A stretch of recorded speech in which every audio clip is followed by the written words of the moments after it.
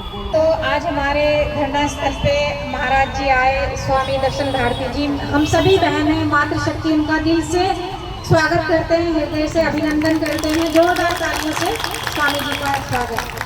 आप सभी को स्वामी जी का परिचय देते हुए जितना मुझे जानकारी है, वैसे इनका परिचय तो क्या दूं मैं, जैसे कि सूर्य को दिया दिखाने वाली बात हो जाएगी। हम तो उनका परिचय दे भी नहीं सकते, हम बहुत छोटे हैं।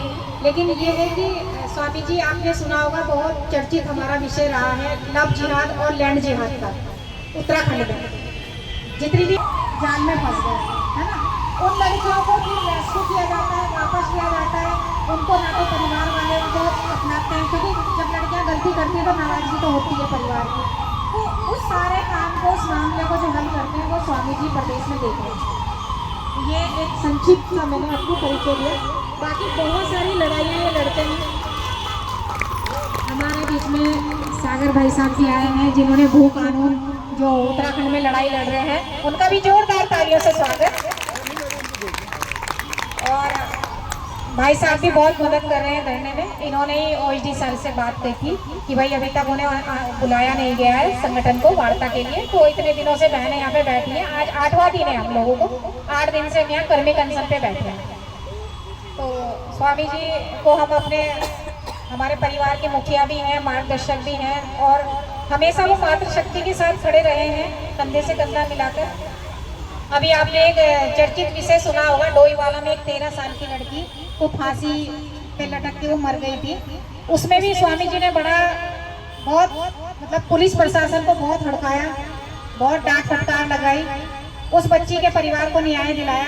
अब जो दुनिया से चला गया उसे तो कोई लौट के नहीं ला सकता, लेकिन पीछे जो उसके लिए रोते हैं, तड़पते हैं, है ना, उनके लिए स्वामी जी ने बहुत कुछ किया, परिवार को न्याय दिलाया।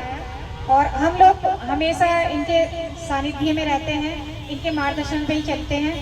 तो हम भी यही चाहते हैं कि स्वामी जी जिस तरह समाज सेवा कर रहे हैं, तो उसी समाज सेवा के अंतर्गत हमारी मातृशक्ति आज अपने हक और अधिकार की लड़ाई के लिए यहाँ बैठी है और प्रदेश सरकार से गुहार कर रही है कि हमारी जो 6 सूत्रीय मांग पत्र है उस पर आप लोग ध्यान दो और मातृशक्ति से एक बार बात करो। तो पूरे प्रदेश में 40,000 आंगनवाड़ी कार्यकर्ता हैं। अगर एक आंगनवाड़ी कार्यकर्ता के घर में 4 लोग भी अगर वोटर होंगे तो आप ये लगाओ कि 1,20,000 के लगभग हमारे परिवार के वोट है। और जिस समुदाय में वो काम करती है, कम से कम कोई 500 की आबादी पे काम कर रहा है, कोई 1,000 की आबादी पे काम कर रहा है, कोई 2,000 की आबादी पे, तो वो जो सेवाएं उस मतलब सर्वे को दे रही हैं, उसमें जो गर्भवती हैं, धात्री हैं, बच्चों की माताएं हैं, वो सभी आंगनवाड़ी से कनेक्ट हैं।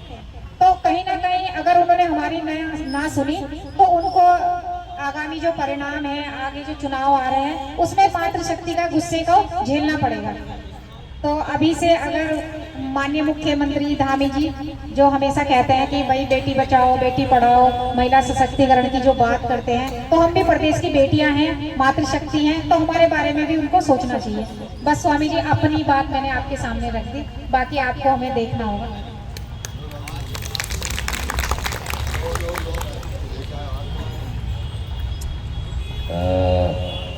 आज जो धरने पे बैठी हुई सभी आंगनवाड़ी कार्यकर्ता हैं, सब लोगों को मेरा नमस्कार। और सर्वप्रथम स्वामी दर्शन भारती जी को, जैसा सुशीला खत्री जी ने कहा है कि स्वामी जी का ये छोटा सा जो भी उन्होंने संघर्ष किया, इस राज्य के लिए भी उन्होंने 1978 में पहली बार घंटाघर पे भूख हड़ताल करी थी, और तब जाके हमारी यूपीडी का भी गठन हुआ था 79 में। तो तब से लेकर के वो उत्तराखंड इस खास करके इस पहाड़ के लिए जो समस्याएं उनके लिए जूझते रहते हैं। यहाँ तक कि अगस्त मुनि में आपने 1917 की बात है, 1917 में भी वहाँ पे कुछ विधर्मियों की दुकानें थी जो गलत काम करते थे, वहाँ पे भी आग लगाई गई थी, जिसके अभी केसेस चल रहे हैं। उसके बाद करोला हो गया, उत्तरकाशी हो गया, और नंदा नगर घाट, वहाँ पे भी स्वामी जी के नेतृत्व में हमने जो है एक बड़ा वो किया था, जहाँ ये मज़ारें मस्जिदें गिराई गई। भीरी में भी हमने ऐसे ही काम किया था। और उसके बाद जो है इस तरह के सभी जगह, जैसे सुशीला जी ने बताया, वहाँ का मामला है, वहाँ का मामला है, सुबह से लेकर के शाम तक इन मामलों में ये झुझे रहते हैं। इसीलिए इनका स्वास्थ्य भी, अभी हम वृंदावन थे, जो हिंदू राष्ट्र के लिए अभी यात्रा थी, 5-6 दिन से वहीं थे, कल ही हम लौटे हैं। और मैं भी स्वामी जी के साथ ही था, और स्वामी जी ने वहाँ भी जो है कि एक जो अलग जगह आई है, वहाँ भी अपनी उसमें उद्बोधन में उन्होंने बोला है, भाई देवभूमि उत्तराखंड जो है सनातन का उद्गम स्थल है। तो यदि उद्गम स्थल ही नहीं बचेगा तो बाकी चीज़ें कहाँ से बचेगी। अब आए आपके प्रकरण पे। आपके प्रकरण में जो है, बाकी तो स्वामी जी आपकी बात को जो पहुँचाएंगे, हम पूर्ण तरह से आपका समर्थन करते हैं। आपकी मांगों को जो है जायज़ मानते हैं, ये मांगे सरकार को माननी चाहिए।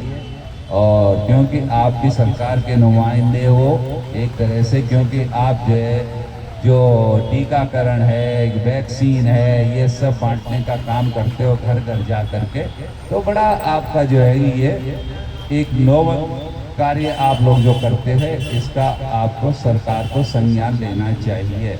और सुशीला खत्री जी ने जैसे कि हमें बुलाया, जो आपके उसको मार्गदर्शन को दिशा दे रही हैं, और सभी मेरी बहनों को, सबको मेरा बारंबार प्रणाम। इन्हीं शब्दों के साथ मैं अपनी वाणी को विराम देता हूँ। जय हिंद, जय उत्तराखंड। धन्यवाद रावत जी। तो बस यही मैं सभी बहनों की तरफ से इतना स्वामी जी से कहना चाहूँगी कि हम ये चाह रहे हैं कि जल्दी से जल्दी हमारी मांगों पे सरकार ध्यान दे, हमारी समस्याओं पे ध्यान दे, और हम लोग भी अपने घर जाएं। आपको पता है पूरे उत्तराखंड में आजकल साए चल रहे शादियों के, सभी के घरों में शादियाँ, रिश्तेदारों में